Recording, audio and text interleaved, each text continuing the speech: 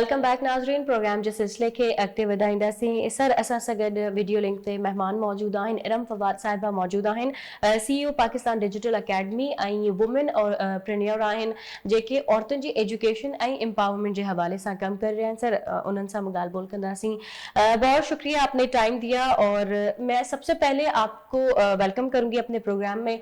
और मैं यहाँ पे आपसे सबसे पहला सवाल ये पूछूंगी हमारे देखने वालों के लिए, उनको ताकि पता हो कि एक तो डिजिटल मीडिया क्या है और उसकी कितनी अहमियत है आज के दौर में। Thank you so much. ये सवाल बहुत ज़बरदस्त है। डिजिटल लिटरेसी जो है वो एक ऐसी तालीम है जिससे आप अपने आप को एम्पावर कर सकते हैं टेक्नोलॉजी वाइज। टेक्नोलॉजी जो है वो इतनी इम्पॉर्टेंट है, डिजिटल लिटरेसी इतनी इम्पॉर्टेंट है जिसके थ्रू आप सारे के सारे जो काम आप करते हैं, जैसे कि आपके पास इंफॉर्मेशन आपको लेनी है या आपने कोई भी एक्सेसिबिलिटी लेनी है, आपकी कनेक्शन हो रही है या आपने जॉब के लिए अप्लाई करना है, तो आपके पास डिजिटल लिटरेसी होगी तो ही आप लोगों से कनेक्ट हो सकेंगे। आफ्टर कोविड बहुत सारे लोगों ने ये बातें सीखी, लेकिन कुछ लोग आईटी से मुंसलिक थे, टेक्नोलॉजी के साथ काम करते थे और उन लोगों को ये मालूम था। लेकिन मेरा ख्याल है अब पूरी दुनिया डिजिटल लिटरेसी की बात कर रही है और डिजिटल लिटरेसी ही फ्यूचर है। अच्छा, दूसरा सवाल मैं आपसे ये करूंगी कि हमारी जो आवाम है या जो हमारे लोग हैं उनको इस हवाले से किस तरह से हम आगाही दे सकते हैं ताकि वो उनके लिए आगे आने वाले वक्त में जो है वो आसानी पैदा हो। देखिए, मैं समझती हूँ कि ना सिर्फ मैं अकेले खड़े होकर ये काम कर रही हूँ, अवेयरनेस सेशंस होने चाहिए और बहुत सारी ऐसी चीज़ें गवर्नमेंट भी कर रही है, सेमी गवर्नमेंट और जो प्राइवेट एसोसिएशंस हैं उन लोगों को मेरे साथ शेक हैंड कर लेना चाहिए ताकि हम लोग सब मिल के जब ये काम करेंगे तो आवाज़ ज़ोर से आएगी। बिकॉज़ मैं समझती हूँ कि पाकिस्तान की जो आवाम है उसको डिजिटल लिटरेसी के बारे में मालूम होना चाहिए और ये आप घर बैठ के भी कर सकते हैं। आप किसी को भी पढ़ा सकते हैं, किसी को ऑनलाइन पे एक अच्छी बात सिखा सकते हैं जिससे वो कुछ अर्निंग कर सके या वो कुछ एजुकेशन के बारे में सीख सके, कुछ नई तरीकों के बारे में सीख सके। अच्छा इरम साहिबा, ये भी बताइएगा कि जो हमारी न्यू जनरेशन है उसको जो है वो डिजिटल लिटरेसी के हवाले से, आगे बढ़ने के हवाले से आवाम को किस तरह से आगाही फराम की जा रही है।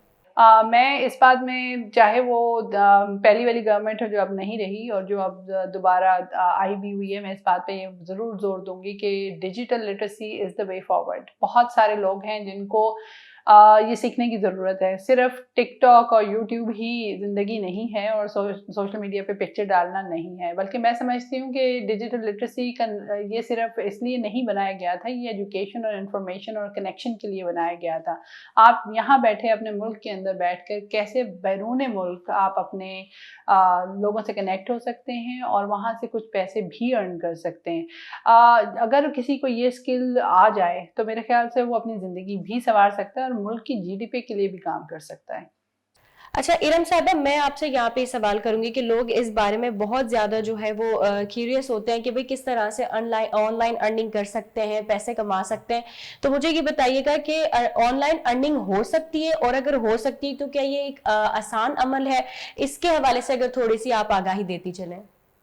बिल्कुल, शोर बहुत मचा हुआ है कि जी ऑनलाइन पैसे कमाए जा सकते हैं, बस चुटकी दबाई और जो है ना हो गया जनाब आपका काम। मेरे ख्याल से मैं समझती हूँ कि इसके हर काम के लिए मेहनत दरकार है। ये नहीं होता कि आपने कोई एक कैनवा, फाइवर या कोई एक स्किल सीखी और आपने सोचा कि बस अब अगले दिन जो है ना सर्टिफिकेट आते साथ ही आपके पास पहला डॉलर आपकी जेब में गिर जाएगा। ऐसा कुछ नहीं होता। आपको मेहनत हर जगह दरकार होती है। हाँ, डेफ़िनिटली आप जब आपकी डेडिकेशन होती है, पहले मैं अपनी मिसाल दे देती हूँ, जब अगर मुझे कुछ उम्मीद थी कि मैं कुछ आर्टिकल लिखूँगी या कंटेंट राइटिंग करूँगी या मैं किसी से कोई स्किल ऐसी और सीखूँगी, डाटा एनालिटिक की देखूँगी या डाटा स्क्रैपर की स्किल होगी, वो एक दिन के अंदर पैसे नहीं बनाते, पहले उसमें मास्टर करना होता है। कहने की बात ये है कि वो शोर तो बहुत है, लेकिन अगर आप इसको अच्छे तरीके से इसमें मास्टर करेंगे, तो ही आपके पास वो तमाम ये जो आपकी ड्रीम्स हैं वो पूरी हो सकेंगी। बीच में से तालीम छोड़ देना, ये कोई अक्लमंदी नहीं होती। मेरे ख्याल से एक सर्टिफ़िकेट ले लेना, जब तक आप एक्सपेरिमेंट ना करें, तब तक आपको नहीं कर सकते। और जी, बिल्कुल मुमकिन है ऑनलाइन पैसे कमाना, अगर आप इतने डेडिकेटेड हैं। अच्छा मैडम, हमारे साथ स्टूडियो में सीनियर तर्जे निगार फैज़ भोई साहब भी मौजूद होते हैं। सर, अवां सॼी ॻाल्हि ॿोल ॿुधी ऐं अवां छा था सम्झो त ही जेके बि ॻाल्हियूं मैडम करे रही आहे उन में असां जो एज़ अ माशरे जे तौर ते कहिड़ो रोल हुअणु घुरिजे?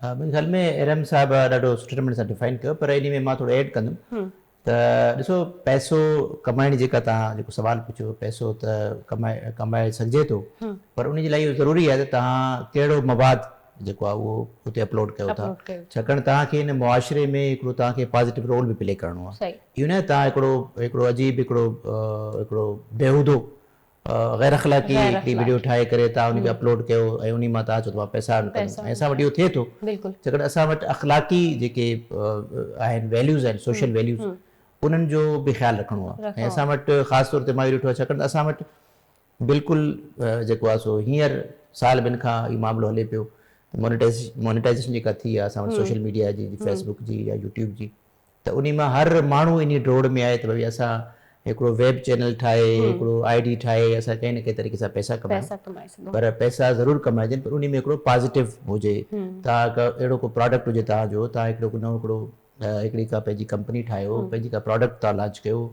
हर फील्ड में खोड़ सारियूं फील्ड्स आहिनि, तव्हांजो ज़रूरी फील्ड हुजे, तव्हांजो हेल्थ जे फील्ड में हुजे, एजुकेशन में हुजे, ऑनलाइन तव्हां पढ़ाए सघो, ऑनलाइन तव्हां सर्विस ॾेई सघो, उहो तव्हां सुठी शइ जेका आहे, सुठो मवाद, सुठो कंटेंट तव्हां हुन ते रखो, यूट्यूब ते रखो, या ॿिया जेके मोनेटाइज़ेशन जा जेके आहिनि फेसबुक वग़ैरह आहे, उते तव्हां अहिड़ी का शइ रखो जंहिं मां हिकिड़ो इन सोशली हिकिड़ो त असांजे मुल्क जो नालो बि हिकिड़ो सुठनि लफ़्ज़नि सां वरितो वञे।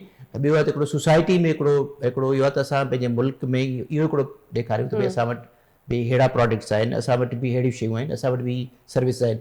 ईअं न आहे त तव्हां हिकिड़ो वञी करे दरिया जे हिकिड़े कंहिं पुल ते बीही करे उतां चओ त भई मां हाणे टपो थो ॾियां ऐं पोइ उन खां पोइ तव्हांखे उन जा व्यूज़ थियनि ऐं तव्हांखे उन जा पैसा मिलनि। तव्हांखे पॉज़िटिव शयूं ॾेखारिणी ऐं नो डाउट तव्हां जेको बि कमाए उन में तव्हांखे महिनत करणी आहे। ऐं ॿियो जेको ज़रूरी मां सम्झां थो, तव्हां हर शइ खे इस्तेमालु करण खां पहिरियां उहो उन माण्हू खे ॼाण ज़रूरी आहे, त उहो तव्हां उन खे उन जा पॉज़िटिव ऐं नेगेटिव जेके आहिनि एस्पेक्ट्स, उहा उन्हनि खे माना जेको बि माण्हू डिजिटल मीडिया इस्तेमालु करे थो या टेक्नोलॉजी जो फ़ाइदो वठणु चाहे थो, उन खे उन जी ॼाण ज़रूरु हुजे। जेकॾहिं तव्हांखे ॼाण हूंदी त तव्हां उनखे हिकिड़ो प्रॉपर तरीक़े सां इस्तेमालु कंदो, जेकॾहिं तव्हांखे ॼाण न हूंदी त उहो तव्हांखे मुंहिंजे ख़्याल में नुक़सानु थी सघे थो। अच्छी फैज़ भोई साहब, ब्रेक जो टाइम थी वियो आहे। नाज़रीन, ब्रेक वठंदासीं, ब्रेक खां पोइ ॻाल्हि ॿोल खे अॻिते वधाईंदासीं, महिमान सां बि वधीक ॻाल्हि ॿोल कंदासीं। हिते शॉर्ट ब्रेक जो वक़्तु थी वियो आहे।